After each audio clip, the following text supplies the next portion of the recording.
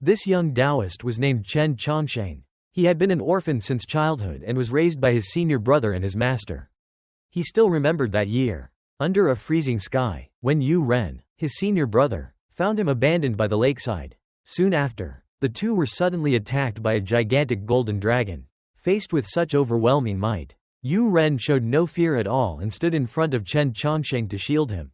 Shortly afterward, their master, Ji Daoren, arrived. With a single sword strike, he wounded the golden dragon and forced it to flee. From then on, Chen Chongsheng grew up under the guidance of his senior brother and master. Because he had been physically weak since childhood, his master gave him the name Chongsheng.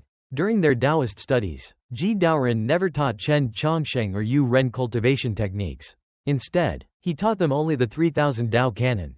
Under his master's strict instruction, Chen Chongsheng quickly memorized the entire canon. One day, Chen Chongsheng received a marriage letter from a girl named Shu Yurong, and from then on, the two frequently exchanged letters. Time passed until one day Chen Chongsheng suddenly fell ill with a strange condition. His heart felt as though it were being torn apart. His meridians throughout his body turned golden, and he collapsed to the ground. His senior brother and master soon discovered what had happened. After examining him, Ji Daoren concluded that there was no cure. This illness was his fate. Upon hearing this, Chen Chongsheng did not panic. Instead, he decided to find a way to change his destiny himself. According to his master, from ancient times to the present, only 3 people had ever succeeded in defying fate. The first step was for Chen Chongsheng to go to the divine capital, become first place in the Grand Imperial Examination, and only then would the path to changing fate reveal itself. Before he left, Yu Ren gave Chen Chongsheng a short blade, forged from the whiskers of the golden dragon from years ago, and encouraged him to persevere, saying that he would wait for Chen Chongsheng to return in triumph. After bidding farewell to his master and senior brother, Chen Chongsheng descended the mountain alone. With his kind nature, Chen Chongsheng gave his steamed bun to a small bird. In return, the bird guided him along the road to the divine capital. To participate in the Grand Imperial Examination, Chen Chongsheng needed to join one of the academies in the divine capital of Great Zhou, and the Heavenly Tao Academy was the first place he set his sights on. According to the rules, anyone who could open the academy's gate would qualify to take the written examination. A fat man tried first but failed miserably and was mocked by the academy's disciples, who claimed that only those with true strength and talent were qualified to join. When they learned that Chen Chongsheng had never cultivated yet still dared to attempt the selection, one disciple mocked him as insane and wanted to see how far Chen Chongsheng would be blown away. Chen Chongsheng paid no mind. He gently placed his hand on the gate and quickly discerned its mechanism. It was the swift wind formation of Qimen Luzhou, containing gale formations and stones that absorbed true essence. Anyone lacking sufficient true essence would be blasted away by the formation. Fortunately, within the 3000 Tao canon that Chen Chongsheng had mastered was the method to Pojia this formation. Following those instructions, he easily passed the trial and opened the gate. Seeing this, the older disciples accused him of cheating or using demonic arts. As the gate opened, Cao Cheng, the ecclesiastical officer of the Heavenly Tao Academy, appeared and blocked Chen Chongsheng from entering. At this moment, Tang 36 stepped forward to help, having witnessed the entire process of Chen Chongsheng breaking the formation. Soon after, the headmaster Mao Chuyu arrived upon hearing the commotion. Cao Cheng reported that Chen Chongsheng had secretly learned forbidden formation-breaking techniques and deserved punishment. Chen Chongsheng calmly questioned the public notice, which clearly stated that opening the gate constituted passing. There was no restriction on the method used. Cao Cheng dismissed this as sophistry, claiming that the formation existed to filter out mortals and that Chen Chongsheng, who had not even cleansed his marrow, had no right to enter the academy. Chen Chongsheng argued that such practices were not transparent and would only discourage candidates. According to the academy's rules, there was no requirement for candidates to reach any specific cultivation realm, and precedents existed. Cao Cheng rejected this outright, claiming he had never heard of such a thing in decades of service.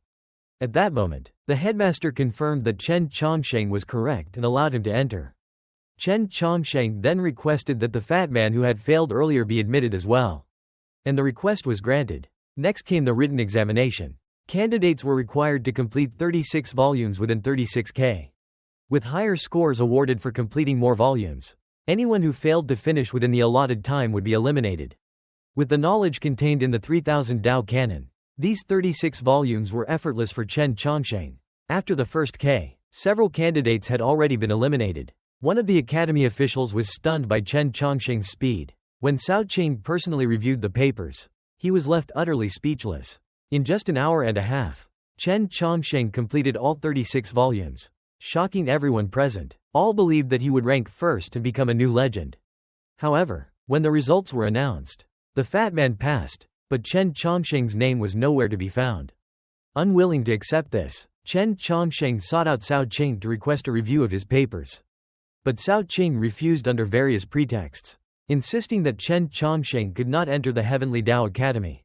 Tang 36 attempted to seek justice for Chen Chongsheng, but Chen Chongsheng stopped him, saying that he no longer wished to enter such an academy and would rather seek another Taoist institution. Tang 36 then invited Chen Chongsheng to a tavern for a drink. The true reason Chen Chongsheng had been rejected was that Cao Qing had acted under orders from the wife of the divine general's manor, Xu Yurong's mother. While drinking, Chen Chongsheng became curious about Tang 36's name and asked whether he was the 36th son in his family. Tang 36 explained that he ranked 36th on the Azure Cloud ranking, and adopted the name to motivate himself. He further explained that the Azure Cloud ranking represented the younger generation of Great Zhou, and the higher one ranked, the greater the chance of topping the Grand Imperial examination. Through conversation, Tang 36 learned that Chen Chongsheng was not from the divine capital but from Xining, an orphan raised on the mountain by his master and senior brother. Chen Chongsheng also explained that he had come to the capital to seek a way to change his fate. Deeply impressed by his courage, Tang 36 decided to swear brotherhood with him. He suspected that Chen Chongsheng's rejection by the Heavenly Tao Academy was related to his fiancée and asked which family she belonged to. When Chen Chongsheng mentioned the name Xu Yurong, Tang 36 was stunned. She was the #1 genius of the continent, awakened the true Phoenix bloodline at the age of 5, ranked first on the Azure Cloud ranking, and was the future saintess. Yet in Chen Chongsheng's memory, Xu Yurong was merely a gluttonous, playful girl who loved boasting in her letters. He never imagined she was so outstanding in reality. Tang 36 believed the Heavenly Tao Academy dared not accept Chen Chongsheng because the divine general's manner was manipulating matters behind the scenes. An engagement between Xu Yurong and a rural boy being exposed would damage their prestige and legacy. Hearing this, Chen Chongsheng immediately set out to return the marriage letter to avoid affecting Xu Yurong. On the way, he encountered Xu Shiji, Xu Yurong's father, who demanded the letter and ordered Chen Chongsheng to leave the divine capital.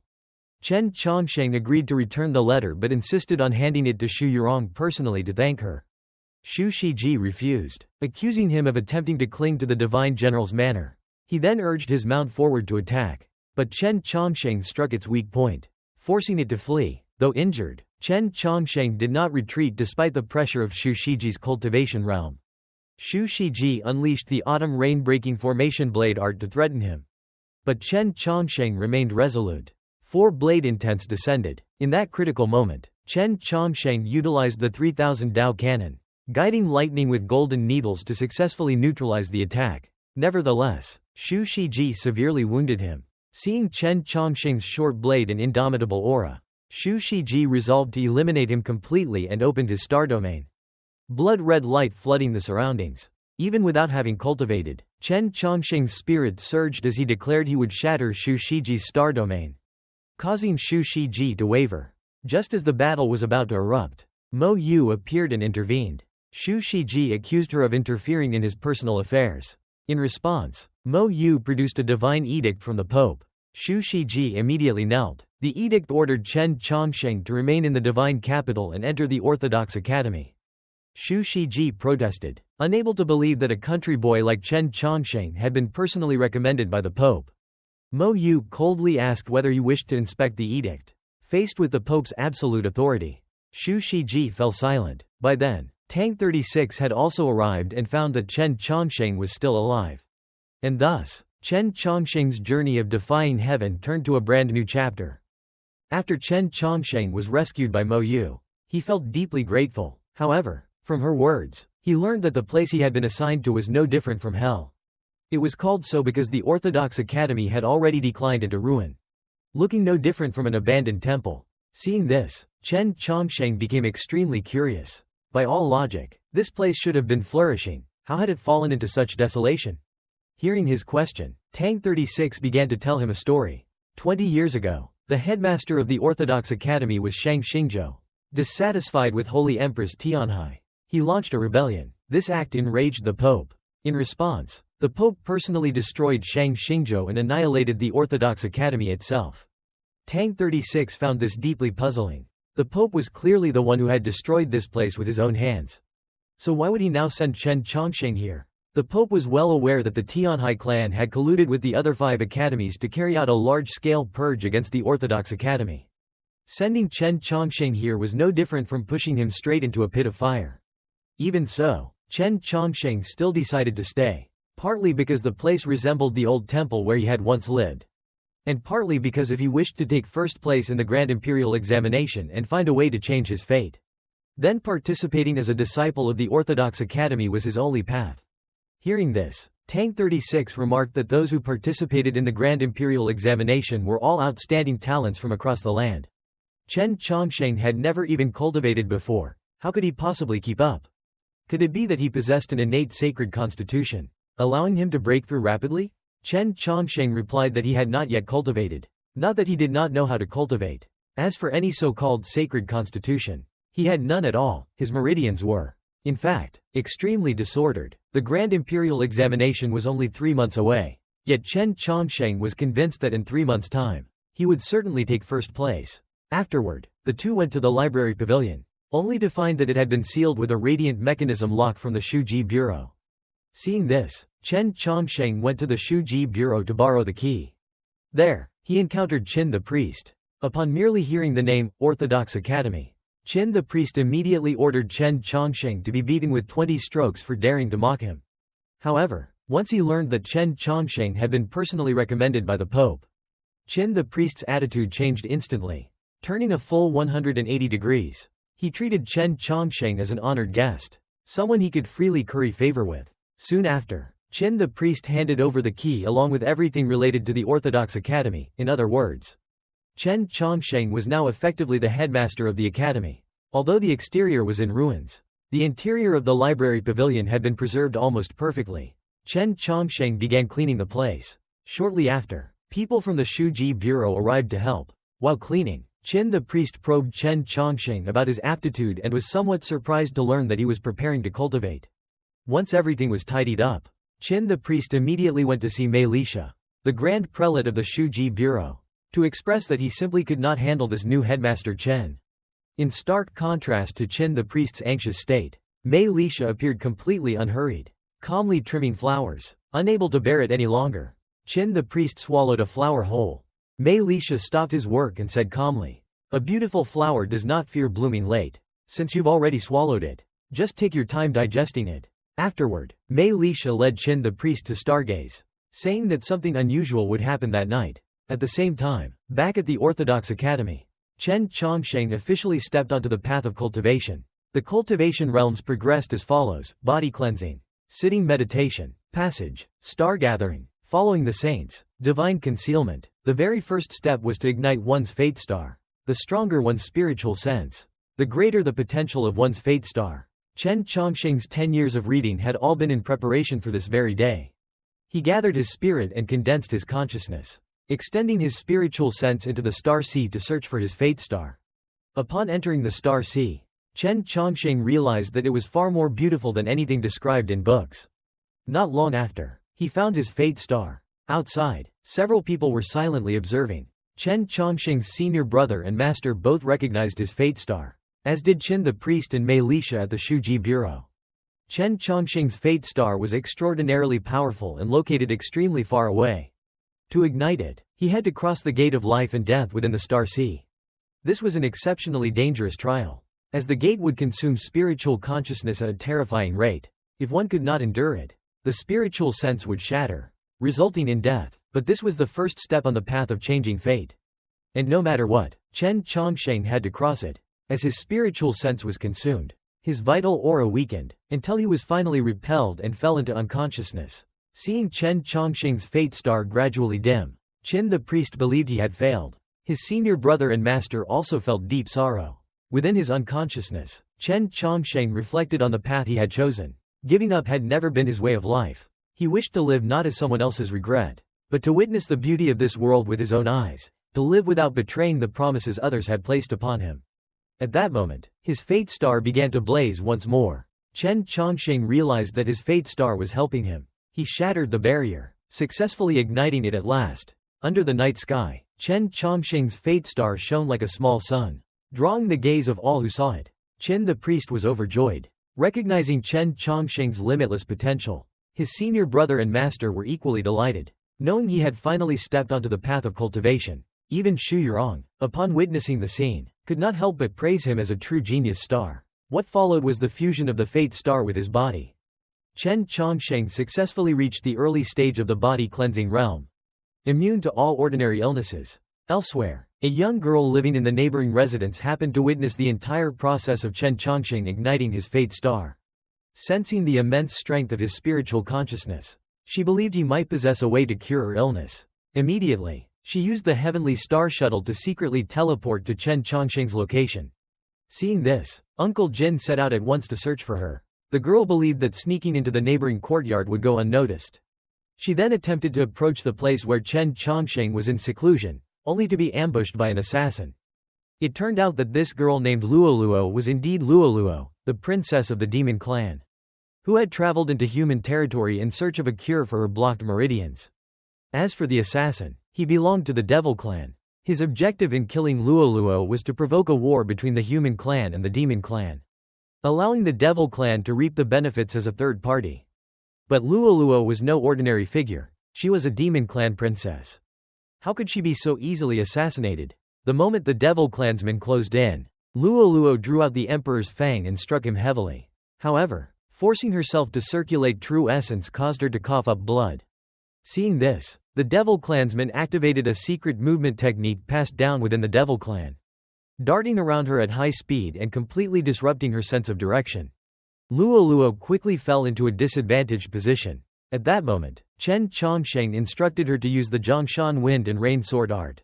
Startled, the devil clansmen hurriedly dodged, but Chen Chongqing calmly pointed out his exact position to Luoluo, allowing her to land a decisive blow. The devil clansman was filled with shock. According to intelligence, Luoluo should not have been able to use true qi at all.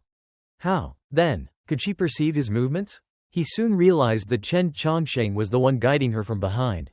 Curious, he questioned how Chen Chongqing could recognize the devil clan's secret movement art. In truth, Chen Chongqing did not know it was called the skin shadow step. But since it was recorded among the 3000 Dao canon, he had memorized it long ago. Hearing this, the devil clansman praised Chen Chongqing's talent, but revealed that Lord Black Robe had already anticipated such an outcome and prepared a final trump card. This Black Robe was none other than a traitor to the human clan who had defected to the devil clan. Immediately afterward, the devil clansman sacrificed his own body to summon Yan Luo Heavenly Annihilation, a divine weapon of the devil monarch. Luoluo rushed forward to stop it, but was instantly blown away by the backlash. From the 3000 Dao canon, Chen Chongqing knew that this weapon had once ranked third on the 100 weapons list, but had since fallen to 19th after being severely damaged by a powerful expert. He also knew that as long as one could create even a small crack, the weapon could be destroyed completely. Once Yan Luo Heavenly Annihilation shattered, the barrier sealing the area broke open as well. From afar, Shui Xingchuan, the imperial divine general, sensed the devilish aura and hurled his spear. As if guided by an unseen mark, the spear flew straight through the air and pinned the devil clansman firmly to the ground. Unwilling to fall into anyone's hands, the devil clansman attempted to commit suicide, but was stopped by Jin Yulu, the chief steward of Baidi City. Soon after, Shui Xingchuan arrived to escort the prisoner away for interrogation. Jin Yulu gave him 3 days to uncover the truth, warning that even an imperial divine general would not be able to bear the consequences alone if he failed. After Shui Xingchuan rode off on his qilin, Chen Chongqing noticed that Luoluo's attendants had arrived and quietly withdrew. Jin Yulu called him back and offered him a jade plate as thanks. But Chen Chongqing declined. He still needed to return to his reading. Meanwhile, while unconscious, Luoluo recalled her childhood ambition. One day, she would succeed her father and govern Baidi City and the 800 miles of the Red River. Yet that dream was quickly extinguished, for she carried both demon and human bloodlines, limiting her cultivation to at most the early stage of the condensation realm. Thus, her father gave her 3 years. If she failed to break through the condensation realm within that time, she would be forced to marry the next heir. To Luoluo, Chen Chongsheng was the hope that could help her realize her long-held ambition. The moment she awoke, she rushed off to find him. On Chen Chongsheng's side, after a busy night, he had completely forgotten to absorb starlight to cleanse his marrow, and planned to make up for it. But just as he was about to read, Luoluo arrived. She first thanked him for saving her life, then asked to take him as her master, believing that only he could cure her condition. Chen Chongsheng said it was merely luck, but when he attempted to help unblock her meridians, Luoluo was suddenly able to circulate true essence. Even so, Chen Chongsheng still refused to accept her as a disciple, but Luoluo did not give up. That entire day, whether Chen Chongsheng was eating breakfast, tending the garden, or reading, Luoluo stayed by his side. In the evening, the two sat in meditation. As Chen Chongsheng focused on gathering starlight, he discovered that his body felt completely empty. He could sense nothing at all. When he opened his eyes, he saw Luoluo leaning against him, fast asleep, mistaking his hand for an apple. She even took a bite. Chen Chongsheng sighed, gently pushed her away, and told her to leave, saying that he was unworthy to teach her and too busy with cultivation. Curious, Luoluo asked why he was always in such a hurry. Chen Chongsheng replied that he had to participate in the Grand Imperial examination, and he intended to take first place.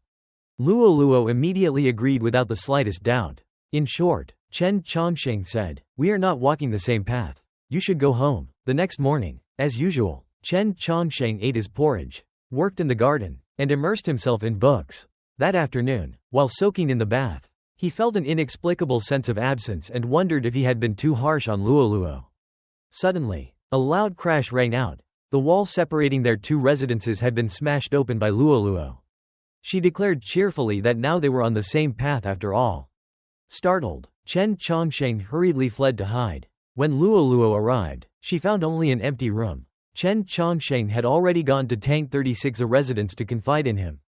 After hearing everything, Tang 36 asked why he refused to accept Luoluo as a disciple. Chen Chongsheng replied that taking a disciple was a grave matter, and that Luoluo's status was far from ordinary. Tang 36 laughed. "You dared to defy heaven and change your fate, entered the Orthodox Academy, and challenged the entire world, yet you're afraid to accept a little girl as a disciple?" After several days of reflection, Chen Chongsheng finally made his decision and returned. Luoluo was still waiting on the swain, but when he failed to appear, she assumed she had angered him and decided to leave. When Chen Chongsheng returned, he looked around and saw no sign of her, until she suddenly appeared behind him, holding a few red bean cakes as farewell gifts. Soon after, Cao Chen, the ecclesiastical affairs officer, and priest Chen arrived to invite the academies to attend the Green Vine banquet. Cao Chen sneered, claiming that the Orthodox Academy was unqualified, since participation required at least 2 members, and who would ever dare join such a dilapidated place? At that moment, Luoluo stepped forward and declared her intention to join the Orthodox Academy. Chen Chongsheng warned her that he might not be able to teach her anything and that she might suffer humiliation and suppression. Luoluo smiled and said she was not afraid, no one would dare insult her. Cao Chen was furious, yet powerless. The initiation ceremony then began. Luoluo presented her offering, knelt and bowed 3 times to her master, signed her name into the registry, and sealed it to complete the process. From that day on, the Orthodox Academy officially gained a new member and met the requirements to attend the Green Vine banquet. Cao Chen seethed with hatred, vowing to turn this desolate academy into a graveyard. Though the Orthodox Academy had only 2 people, they feared neither the Tianhai clan nor the other 5 great academies. In the Grand Imperial examination, they would place the Orthodox Academy at the very top of the rankings. The next morning, Chen Chongsheng and Luoluo arrived at Jiazi Hall of the Tiandao Academy to attend the Ivy Banquet. It was a grand event, gathering students from the 6 greatest academies of the Great Zhou.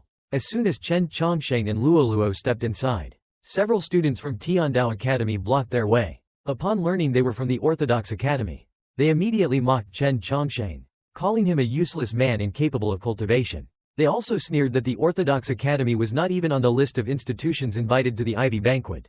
Hearing this, Chen Chongsheng calmly informed them that since ancient times, the Orthodox Academy had been honored by the founding Emperor Taizu as the foremost of the 6 Ivy Academies.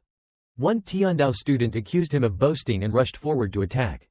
but was instantly immobilized by Chen Chongsheng's acupuncture. Seeing this, Zhuang Huayu, the #1 genius of Tiandao Academy, stepped forward and accused Chen Chongsheng of attacking without cause. Chen Chongsheng replied that he had merely helped this senior brother cool down the excessive heat in his body.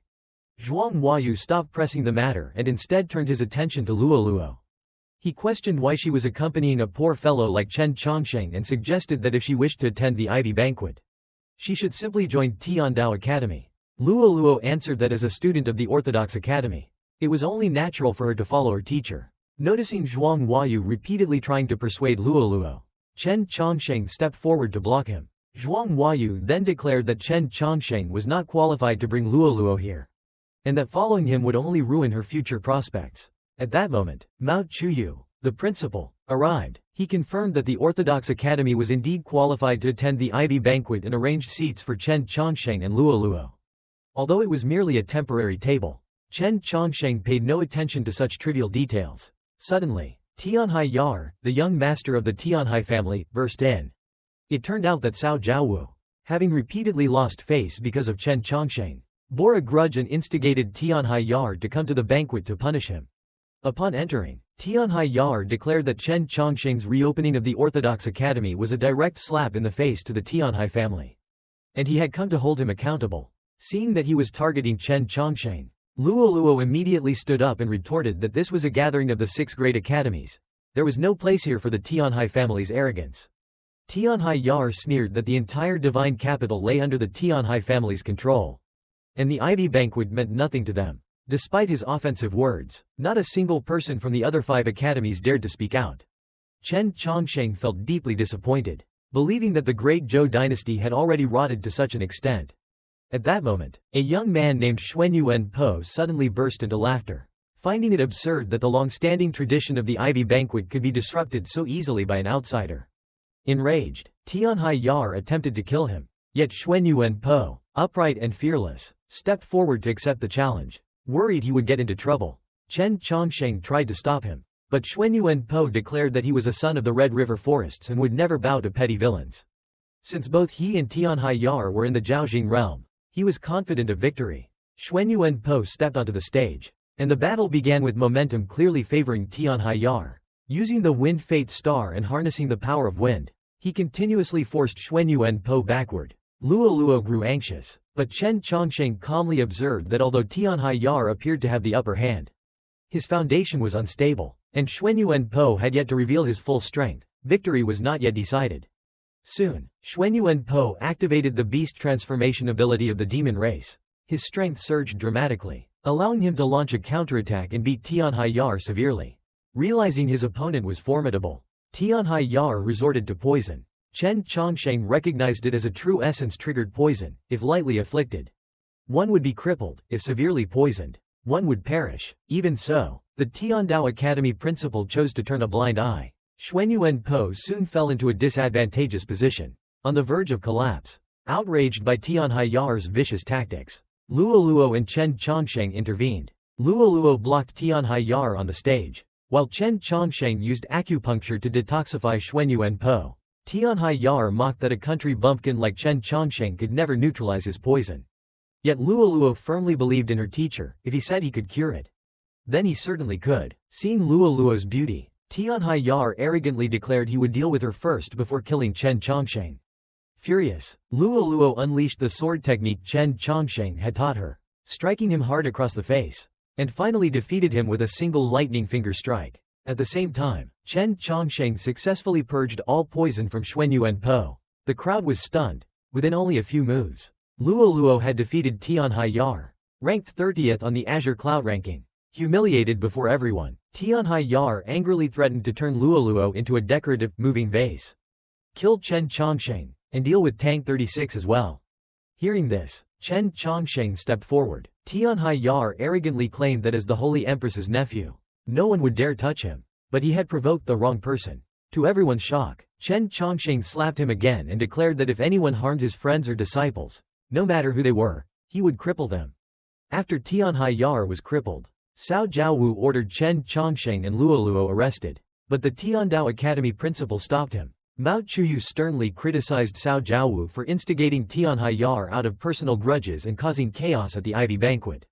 The Holy Empress was already aware of the matter, including the reopening of the Orthodox Academy. As for today's incident, he implied that someone would certainly be held responsible, after all. In the divine capital, people could easily lose their lives at night. Thus, the Ivy banquet ended in a somber atmosphere. Although the Orthodox Academy had secured qualification for the grand examination, no one felt joy. It almost seemed as if they were the ones in the wrong. Having offended the Tianhai family, Xuanyuan Po was abandoned by his former academy. With nowhere to go, he was invited by Chen Chongsheng and Luoluo to join the Orthodox Academy, and he agreed. Back at the academy, the three held a small celebration to welcome the new member. Curious, Xuanyuan Po asked who the principal and teachers were. Luoluo smiled and explained that Chen Chongsheng was the principal, the student, and the teacher. He himself was the Orthodox Academy. Soon after, Tang 36 arrived to celebrate as well, delighted that Chen Chongsheng had crippled Tianhai Yar and taken in a new disciple. He had originally planned to attend the Ivy banquet but had been confined at home the entire night. However, Tang 36 brought troubling news. The next evening, during the Shishi festival, the Lishan sword sect would visit the divine general's mansion to propose marriage. Chen Chongsheng's fiancée, Xu Yurong, was about to be wed. Since ancient times, the Central Plains have been divided among three great races: the human clan, the demon clan, and the beast clan. Among them, the demon clan has always been the strongest and the most brutal. They treat all living beings as food and slaves. It was only after repeated northern campaigns by the founding emperor of the Great Zhou that the demons were driven back to the frozen north. However, to completely eradicate them, the Great Zhou and the southern nations must unite. The south has the sword Saint Su Li, while the Great Zhou has the divine empress of the southern sea. Tianhai Shenghou. Neither supreme expert is willing to bow to the other. To this day, the south has produced Chu Shanjin, disciple of Su Li, who has awakened the true dragon bloodline. Meanwhile, the Great Zhou has Xu Yurong, bearer of the true phoenix bloodline. The world believes these two are a match made by heaven. If they were to marry, the alliance between north and south would be secured. But if that happened, the fiancé of Chen Chongsheng would be taken by another. That night, Chen Chongsheng thought deeply. He never wished to use the marriage contract to bind Xu Yurong. Nor did he know whether he could truly find a path to change his fate. If unity between north and south could be achieved without bloodshed, it would indeed be a blessing for all. Yet for some reason, he still felt reluctant and decided to go see for himself. At Huaying Palace, people from the Tiandao Academy and even Duong Tam Thap Luke had arrived to witness the excitement. Many high-ranking figures were present as well, including Chen Luwing, a prince of the Chen imperial clan, who had come as a witness to the betrothal. Seeing this, Xu Shiji and his wife stepped forward to receive the guests. If this marriage succeeded, their family's status would rise considerably. Soon after, the Archbishop Mei Lisha arrived. He said he had cast a divination and determined that today was an exceptionally auspicious day. Duong Tam Thap Luke was extremely anxious, as Chen Chongsheng had yet to appear. Envoys from the south then arrived, represented by the Lishan sword sect. Besides Shaosong Palace and the elders of Lishan, there were 4 prodigies of the Divine Kingdom's 7 laws: Liang Banhu, Guang Feibai, Go Hanqi, and finally Qijin. However, Chu Shanjin himself did not come. The 4 young geniuses radiated extraordinary presence, unmatched by most. After brief greetings, they were led inside by Xu Shiji. Duong Tam Thap Luke realized that when Chen Chongsheng first arrived in the divine capital and was targeted by the divine general's mansion, it had been for the greater cause of the North-South alliance. Soon, Chen Chongsheng and Luo Luo arrived, dressed in the uniform of the Orthodox Academy. He looked as composed and handsome as ever. As they were about to enter, an old eunuch stopped them. Princess Pingguo wished to speak with Luo Luo about an important matter. Luo Luo initially refused, but Chen Chongsheng advised that if it was important, she should go. She agreed. Next, Mo Yu appeared and warned Chen Chongsheng that if he were wise, he would not have come. He explained he was only here to observe, but she did not care. In her view, he sought justice for himself, but compared to the greater cause, he was insignificant. He was then pushed into a formation. Mo Yu said that if Xu Yurong had not written a letter guaranteeing his safety, she would have killed him already. Today, he should stay there and cause no more trouble. Princess Pingguo's purpose in summoning Luoluo was to isolate Chen Chongsheng. Furious, Luoluo found herself trapped in a barrier as well, though she had long admired Chu Shanjin. As a princess she still sought to aid the great Zhou. Hearing this, Luoluo drew out the great emperor's fang. Princess Pingguo thought she meant to attack, but in truth Luoluo intended to threaten her own life. Inside the palace, guests raised their cups to celebrate the betrothal between the great Zhou and the south. Meanwhile, Chen Chongsheng wondered why everyone guarded against him. The great Zhou's betrothal required 2 rites, 3 red goose ceremonies and 3 questions to heaven and earth. If he arrived before completion, it might not be too late. The formation imprisoning him was the Eastern Palace Grand Array, once used by the founding emperor to confine former rulers. During Emperor Taizong's reign, reforms were proposed by one of the 24 sages, Wang Jis. Below the Saint Realm, it could not be broken. Chen Chongsheng remembered that his own path to changing fate was linked to this man. 500 years ago, Archbishop Mei Lisha had been invited by Emperor Taizong to break the formation. Afterward, he planted a plum tree at its core as a clue. Using Mei Lisha's hints, Chen Chongsheng studied the stars to find the life gate. Starting from the plum tree, wood generating fire, he moved to the heart star.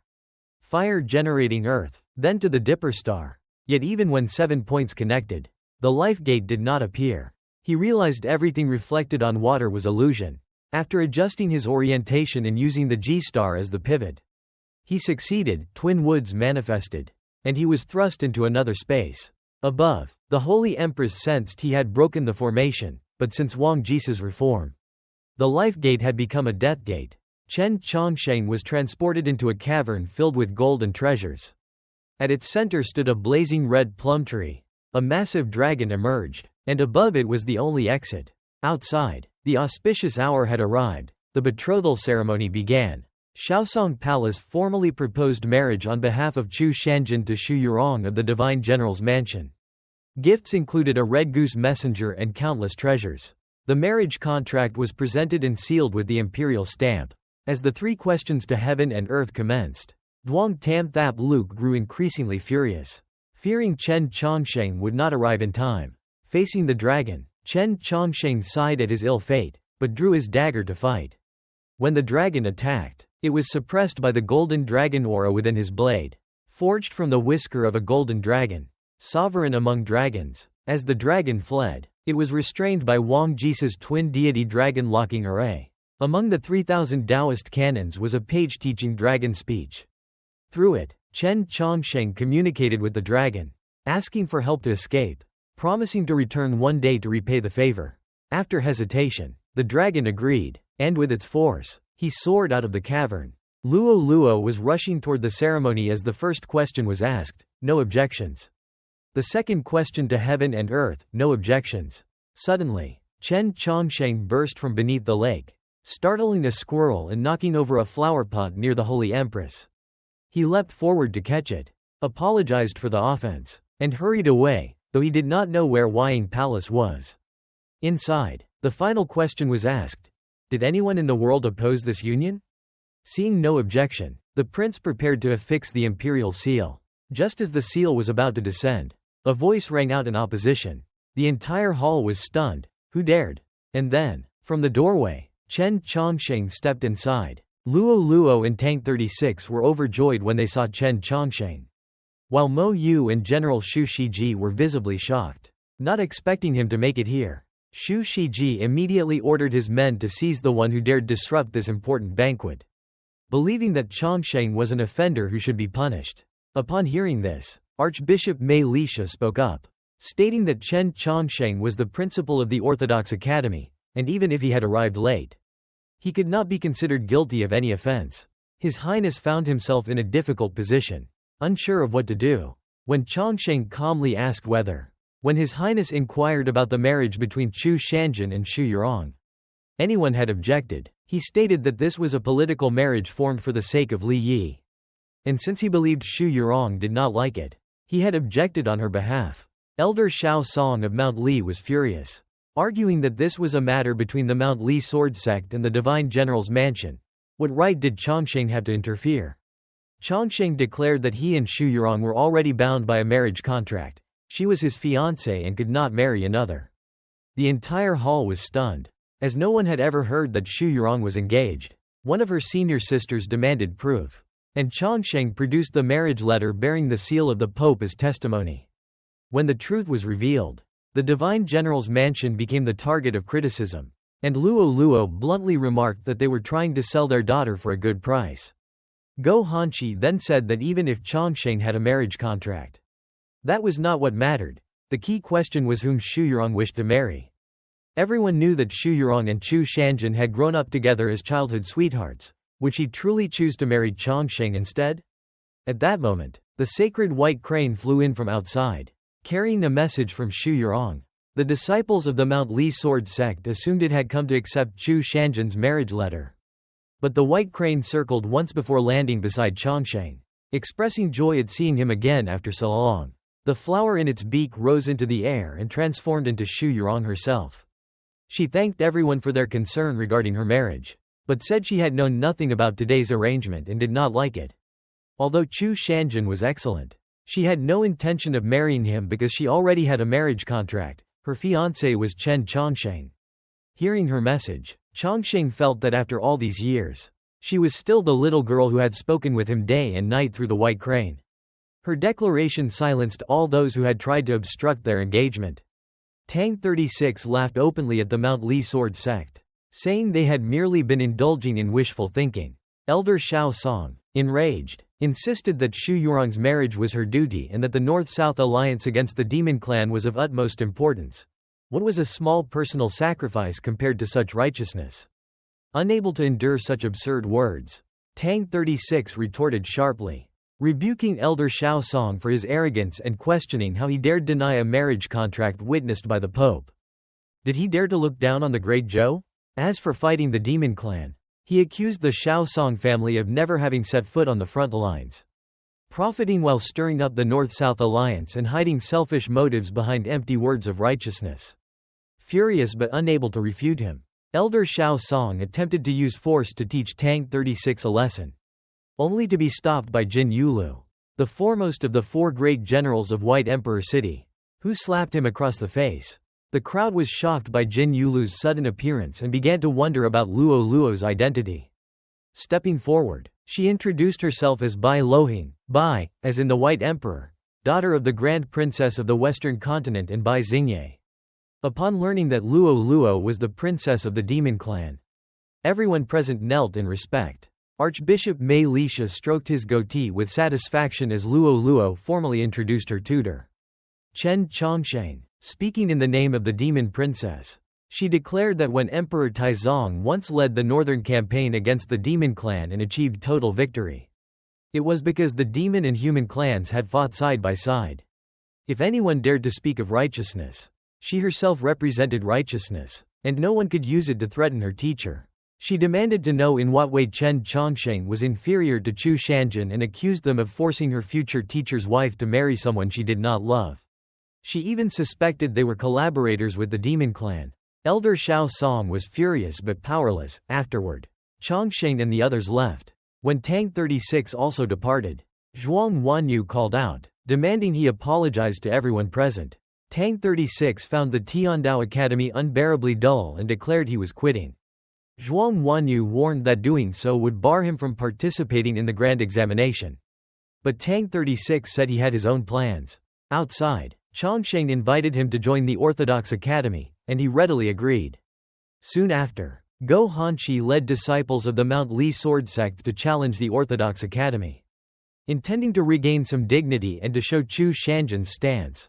Noting that Chongsheng had only recently cleansed his marrow and had yet to cultivate true essence, Go Hanqi proposed a literary contest instead. Each side would send 2 people, one to command and one to fight.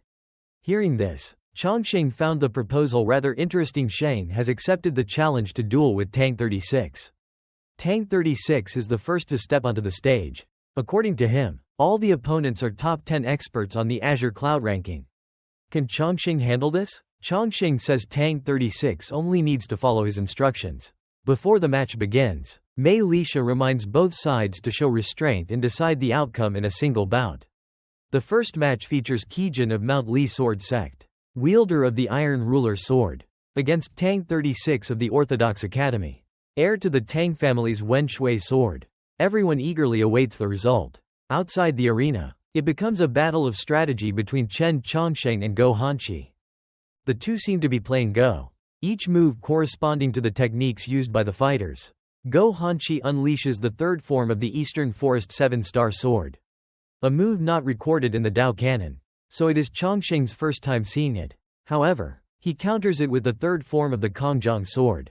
The dean of Tiandao Academy comments that this match resembles the legendary duel between Zhou Dufu and His Majesty Emperor Taizong. Though their cultivation cannot compare, their mastery of various sword techniques is no less impressive, especially at such a young age. Chongsheng then instructs Tang 36 to use the three most powerful moves of the Wen Shui sword: Evening Cloud's Return, Setting Sun Hook, and Single River Wind. These techniques consume tremendous spiritual power. Normally, enduring long enough would secure victory. But Go Hanqi realizes it is not so simple and orders Qijin to use the distant mountain sword to break the encirclement.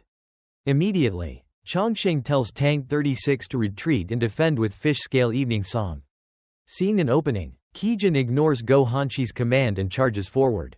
Seizing the moment, Chongsheng orders Tang 36 to shift 3 inches to the side and execute Hook Sword Forest, successfully knocking away Qijin's Iron Ruler sword and securing victory for the Orthodox Academy. After acting on his own and causing defeat, Qijin breaks down in tears and apologizes to Go Hanqi. Go Hanqi tells him not to be upset and to win back honor at the grand examination. Guan Feibai refuses to accept defeat and insists on deciding the outcome by strength. At that moment, Bai Luoluo steps forward and says, "A disciple of Mount Li Sword Sect loses and refuses to admit it?" Guan Feibai, ranked 4th on the Azure Cloud ranking and at the Upper Radiance realm, is confident he can crush the 9th-ranked Luoluo. Luoluo is unafraid. After months of guidance from Chen Chongsheng, she has broken through her bloodline limitations and advanced to the Upper Radiance realm. To everyone's astonishment, she unleashes the Zhongshan Wind and Rain Sword, and with gathering rain into Y, she knocks away Guan Feibai's sword. Seeing this, Go Hanqi personally intervenes and blocks her attack with his true strength. Chongsheng realizes Go Hanqi has already reached the Tongyu realm. Go Hanqi is also surprised by Luoluo's rapid progress. Chen Chongsheng truly deserves his position as headmaster of the Orthodox Academy. Go Hanqi then invites him to a rematch at the grand examination. Today, the Orthodox Academy achieves a great victory. Tang 36 and Bai Luoluo decide to return and hold a celebration feast. Xuanyuan Po arrives, but everything has already been settled. Ignoring others' attitudes, the four leave together, strolling through the night market, admiring lanterns, and celebrating their victory. Today Tang 36 realizes that liking means truly liking, and disliking means truly disliking, so they need not care about others' opinions. The four write down their wishes. Compared to once wanting to win the Grand Examination Championship alone, Chongsheng now wishes to achieve it together with everyone. Elsewhere, in the Heavenly Sea prison, Tianhai Yar is detained and harbors deep resentment toward Chen Chongsheng. Unable to act against him, he vents his anger on a girl connected to Yi. Suddenly, his brother Tianhai Shengxue returns from the frontier. Upon learning that the Tianhai name has been humiliated, he punishes his useless younger brother. Tianhai Shengxue then mobilizes troops to march against the Orthodox Academy. In the next episode, Bai Luoluo is taken away by subordinates. Tianhai Shengxue surrounds Chen Chongsheng with soldiers. Tang 36 and Xuanyuan Po are trapped within a formation. Facing such a disparity in strength, can Chen Chongsheng and the others break the formation successfully?